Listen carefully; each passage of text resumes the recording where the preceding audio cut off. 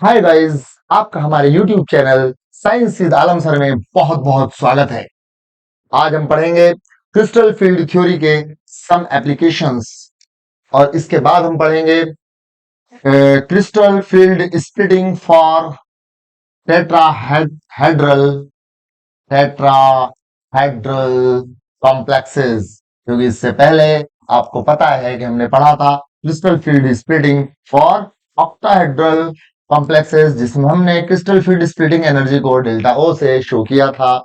लेकिन हम tetrahedral complexes के लिए क्रिस्टल फील्ड स्प्लिटिंग की बात करेंगे। लेकिन पहले हम एक क्वेश्चन करते हैं। वो क्वेश्चन प्यारे बच्चों ये है, और एग्जाम के लिए बहुत इंपॉर्टेंट क्वेश्चन है, कि हमने देखा था कि क्रिस्टल फील्ड स्प्लिटिंग के अंदर जो डी ऑर्बिटल्स की स्प्लिटिंग हो रही थी वो स्ट्रॉन्ग लिगेंड के लिए पेयरिंग हो जाती थी और वीक लिगेंड के लिए पेयरिंग नहीं होती थी। तो इससे रिलेटेड एक क्वेश्चन इधर देखेंगे पिल्लो रानी। एक क्वेश्चन आएगा, FeCN होल 6-4 इज डाईमैग्नेटिक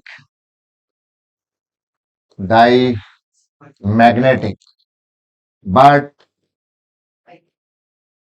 इधर देखेंगे, बट FeH2O का whole 6+2 is paramagnetic. Why this is our question. क्या क्वेश्चन है हमारा कि FeCN का होल 6 जो है ये डाईमैग्नेटिक है, लेकिन FeH2O का होल 6+2 क्या है, ये पैरामैग्नेटिक है। आखिर क्यों? आखिर क्यों? तुम्हें याद हो कि ना याद हो, हमने तुमको बताया था कि इधर देखेंगे कि CN क्या है, this is a strong ligand. क्या है ये? स्ट्रॉन्ग लिगेंड है। एंड H2O इज ए, मैं ना बहुत कमजोर हूं, शायद इसके कंपैरेटिवली कैसा है ये, वीक लिगेंड है। ठीक है, मैंने आपको स्पेक्ट्रोकेमिकल सीरीज ऑफ लिगेंड्स बताई थी। क्या आप मुझे बता सकते हैं कि स्पेक्ट्रोकेमिकल सीरीज ऑफ लिगेंड्स के अंदर जो स्ट्रॉन्ग लिगेंड थे 4, याद करो वो कौन कौन से थे? हमारी नींदें भी उड़ चुकी है, देखो इधर, ये 4 लिगेंड थे जो स्ट्रॉन्ग थे। The strongest is carbonyl and the cyanide and the ethylene diamine and the ammonia. Ammonia, ठीक है ना, ये चारों क्या थे? स्ट्रॉन्ग लिगेंड थे। अब देखो प्यारे बच्चों, उफ माई पेट पपीज, देखिए यहां पर क्या है, यहां पर ये जो है, it is a diamagnetic ion but it is a paramagnetic ion. Why? देखेंगे आप, देखना। तुम्हारा ख्वाब, देखो इधर, अंश, तुम्हारा ख्वाब जैसे गम को अपनाने से डरता है। यहां पर ये क्या है? मेटल कौन है? मेटल कौन है यहां पर? आयरन। मेटल कौन है? आयरन। अब what is the, what is the oxidation state of iron? What is the oxidation state of iron sir? Hello sir, क्या है आयरन का ऑक्सीडेशन स्टेट? देखिए, x x -6 is equal to -4। 4 नहीं, अमीर लोग क्या बोलते हैं? 4। गरीब आदमी कहता है रसगुल्ला, अमीर आदमी कहता है रसगुल्ला। रसगुल्ला ना, ओ नो, इन्वेटिव। गरीब लोग कहेंगे इन्वर्टर, जो बहुत अमीर होते हैं क्या बोलेंगे? इन्वर्टिव। इन्वेटिव एक्चुअली ना सर, हमारे जैसा कई इंग्लिश नहीं आती ना, कई लड़कों को वो सोचते हैं इंग्लिश, तो उनसे कुछ भी इंग्लिश में आते बोलते हैं या ये सीख रखा हूँ। तो आप भी बस, हाँ आप भी रिप्लाई करो या। तो एक्स इज इक्वल टू क्या हो गया?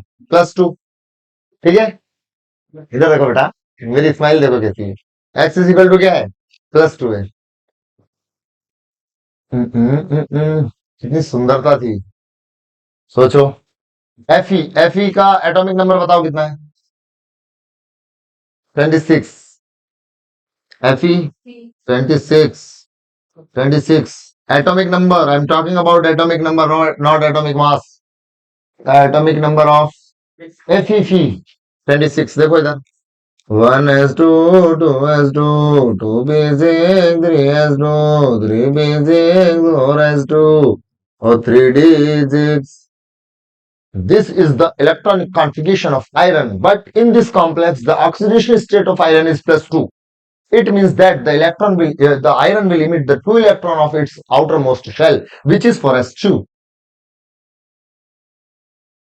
I am correct Englishing? Yeah. तो देखो Fe+2 मेरे पे ना +2 आ गया है। अब मुझसे ढंग से चलो भैया ठीक है। हाँ, जो खानदानी रईस होते हैं, जो खानदानी रईस होते हैं वो रखते हैं मिजाज नर्म अपना। तुम्हारा लहजा बता रहा है तुम्हारी दौलत नई नहीं है। ये हो गया 4s0। ठीक है, अब इधर देखो 3D और इनर शेल है, इनर शेल है ना 3D। तुम्हारा लहजा बता रहा है, तुम्हारा लहजा बता रहा है तुम्हारी दौलत नई नई है। कितने? 6 6। इसमें डी में, डी ऑर्बिटल में कितने इलेक्ट्रॉन है? 6। Very good. मैं आपसे नाम नहीं पूछ रहा हूं, इलेक्ट्रॉनों की संख्या पूछ रहा हूं। कितने इलेक्ट्रॉन है? 6। आप भी ध्यान दें, ये हो गए 6। और देखो बच्चों, प्यारे बच्चों, एक तो तुम ज्यादा संख्या में जब यहाँ बच्चे हो जाते हो ना, अभी इतने सारे बच्चे हैं तो डिस्टरबेंस होता है कम बच्चों में। चलो खैर, अब 2 बैच में कन्वर्ट करना पड़ेगा तुम्हें। 3D 4s और ये हो गया क्या? 4p। एक minute please, let me complete now. हमारी नींदें भी देख रहे हैं ना आप? देख रहे हो रमेश, विनोद? 3D 4s। अब देखो बच्चों, because because CN is cyanide is cyano is a strong ligand. अब जब स्ट्रॉन्ग लिगेंड होगा तो मैंने क्या बताया था, याद करो। तुम्हें याद हो कि न याद हो, कभी हम में तुम में भी राह थी, कभी हम में तुम में भी चाह थी, तुम्हें याद हो कि न याद हो। मैंने आपको बताया था कि स्ट्रॉन्ग लिगेंड में crystal field splitting energy delta O is ज्यादा than the pairing energy. In this case of the strong ligand, delta O is greater than pi। समझे मेरे भाई? Delta O is greater than, क्या आप मेरी बात समझ रहे हैं कि नहीं समझ रहे हैं? समझ रहे हैं ना? तो इसमें क्या होगा, ये 6 लिगैंड देखो, 6 इलेक्ट्रॉन यही रह जाएंगे। तो मतलब यहां पर, इधर देखो, यहां पर पेयरिंग हो जाएगी। इधर देखेंगे आप, पेयरिंग हो जाएगी। पेयरिंग होने का मतलब ये 2 खाली हो जाएंगे, 2 डी ऑर्बिटल। तो इसको ऐसे दोबारा बना देते हैं, तबलते तबलते। देखो ये तबलते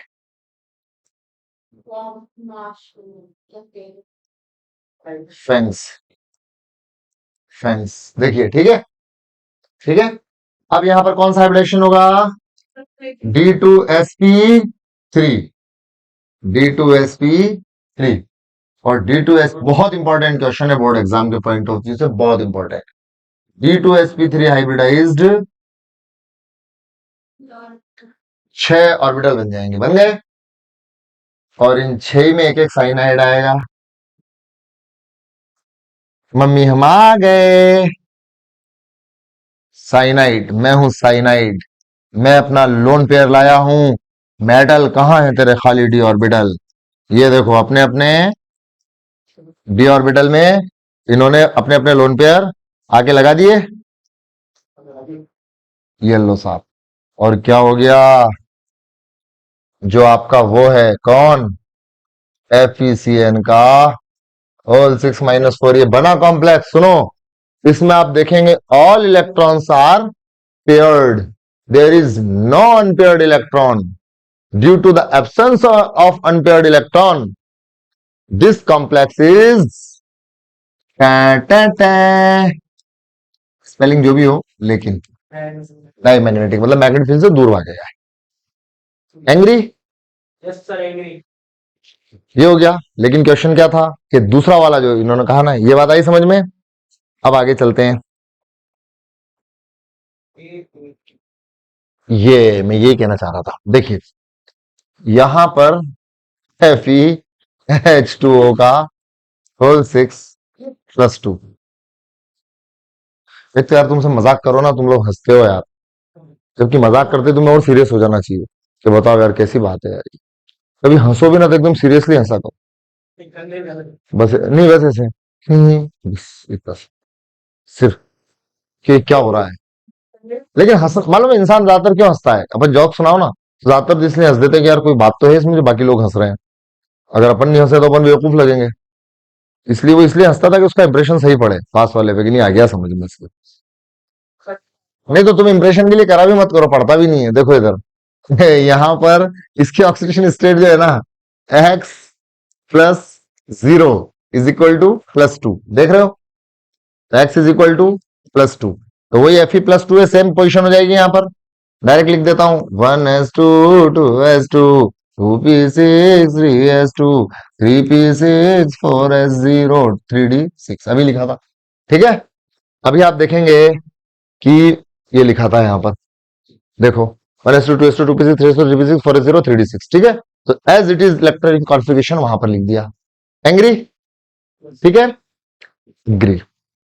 अब देखो, देखना P P P P P P P P P P P P P P प्यारे बच्चों 3D। 3D में इधर देखो,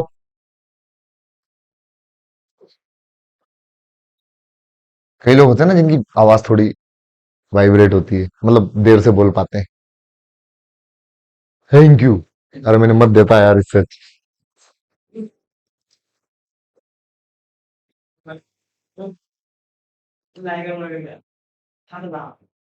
सर आपने जो बोला ना, हिंदी जरा गाली लगी मेरे। है इधर फिल्टर लगे होंगे। देखिए इधर, अब यहां पर क्या है, H2O is a weak ligand. देखो because because H2O is a कैसा ligand? Weak ligand. H2 I am very soft, I can't split the बहुत ज्यादा, सो H2O इज ए क्या है? इधर देखो बेटा, H2O एक वीक लिगेंड है, ठीक है ना? अब जब वीक लिगेंड है तो क्या होगा? देखो ये भी स्प्लिटिंग तो करेगा, EG T2G, सुन रहे हो जी? EG और T2G। तो यहां पर जो क्रिस्टल फील्ड स्प्लिटिंग एनर्जी है जिसे हम डेल्टा O कहेंगे, यहां पर delta O is less than pairing energy P. तो अब जब डेल्टा O कम है तो ये क्या करेंगे, ये पार करके इधर चले जाएंगे, मतलब यहां पर अनपेयर्ड इलेक्ट्रॉन नहीं मिलेगा। तो यहां पर क्या बनेगा? हाई स्पिन कॉम्प्लेक्स बनेगा। हाई स्पिन कॉम्प्लेक्स का मतलब sp3d2 हाइब्रिडाइजेशन होगा, और sp3d2 हाइब्रिडाइज्ड 5 ऑर्बिटल बन जाएंगे। ठीक है, ये sp3d2 5 6 बने, सॉरी 6 ऑर्बिटल बन जाएंगे, और इन सब में एक एक जल आएगा। जल ही जीवन है। ठीक है, ये वाटर आ गया। रहीमन पानी राखिए, बिन पानी सब सून, पानी गए न उबरे, मोती मानस चून। तो ये देख लो साहब, ये पानी पानी ब्लू ब्लू है, पानी पानी। और इस तरह से ये बन गया कौन? FeH2 होगा। आप इस कॉम्प्लेक्स के अंदर देख सकते हैं कि there are 4 unpair electron in this complex. तो यहाँ पर कितने? 4 अनपेयर्ड इलेक्ट्रॉन है, इसलिए कैसा होगा ये? Para paramagnetic. ये होगा पैरामैग्नेटिक। क्यों? Due to the presence of 4 unpaired electron. तो this question is the application of crystal field theory. आगे बात समझ में? आप दोनों को कंपैरिजन करके देख सकते हैं, यहां पर एक भी अनपेयर्ड इलेक्ट्रॉन नहीं है। क्यों नहीं है? कारण, वजह क्या है? बिकॉज ये एक स्ट्रॉन्ग लिगेंड है। तो स्ट्रॉन्ग लिगेंड से क्या हुआ? स्प्लिटिंग एनर्जी ज्यादा है, तो उधर जा नहीं पाए इलेक्ट्रॉन, तो अंदर वाले डी ऑर्बिटल खाली मिल गए। तो डी ऑर्बिटल खाली मिलने से क्या हुआ? सारे इलेक्ट्रॉन पेयर्ड हो गए, तो ये हुआ डाईमैग्नेटिक। और ये लो स्पिन कॉम्प्लेक्स भी हुआ क्योंकि अंदर वाले डी यूज हो रहे हैं। और यहां पर क्या हुआ कि वीक लिगेंड है, तो इलेक्ट्रॉन जो है इस डेल्टा O को क्रॉस करके ऊपर चले गए, तो अंदर वाले डी खाली नहीं मिले, बाहर वाले डी यूज करना पड़े, एनडी यूज करना पड़े, यानी ये हाई स्पिन कॉम्प्लेक्स भी बना है और उसके साथ में पैरामैग्नेटिक भी है। क्यों है? क्योंकि अनपेयर्ड इलेक्ट्रॉन है। तो मैं उम्मीद करता हूं कि मेरी बात आपको समझ में आ गई होगी, आप अच्छी तरह देख सकते हैं, देख लो आप। ठीक है,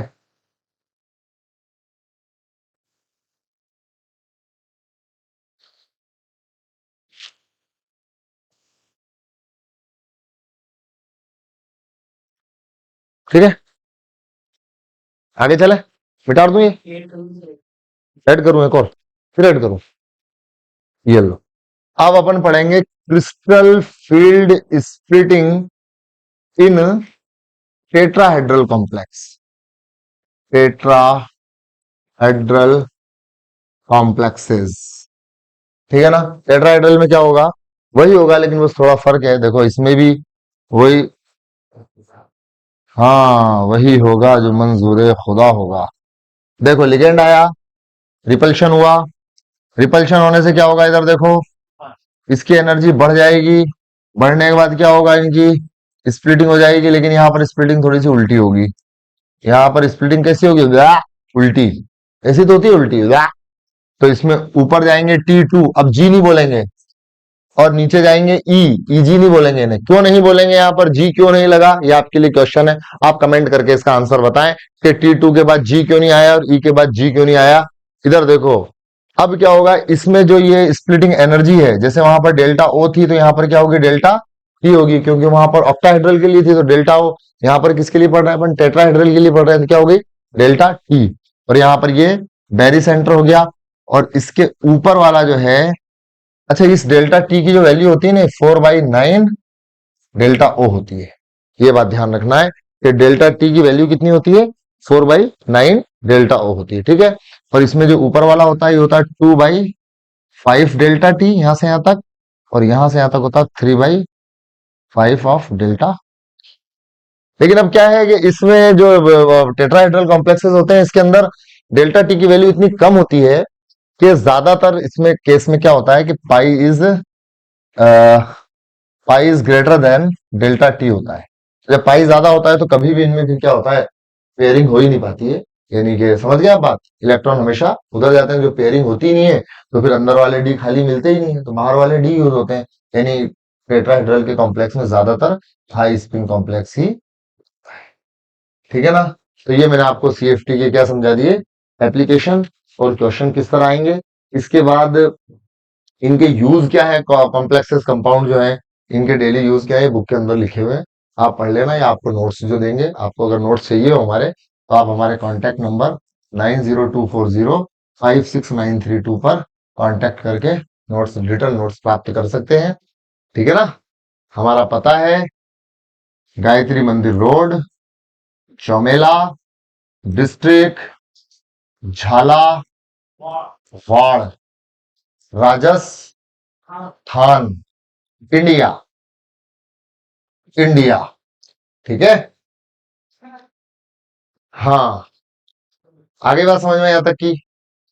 अब ये आपका कोऑर्डिनेशन कंपाउंड जो हुआ, ये फिनिश हुआ। कोई प्रॉब्लम है, कोई और टॉपिक आपको पढ़ना है, तो आप कमेंट करके मुझे बताएं। अगर आपको अच्छा लगा तो आप मुझे बताएं, या जैसा लगा हो वैसा भी बताएं। जरूरी नहीं है कि हर चीज अच्छी लगे, मुझे तो लग रहा है मैंने बहुत अच्छा पढ़ाया, लेकिन अगर आपको अच्छा लग रहा है तो आप मुझे बताएं। ठीक है ना? ताकि मुझे पता चले, क्योंकि मैं तो बुलबुल हूं, मेरा काम है गाते रहना। मैं अगर भूल जाऊं तुम याद दिलाते रहना।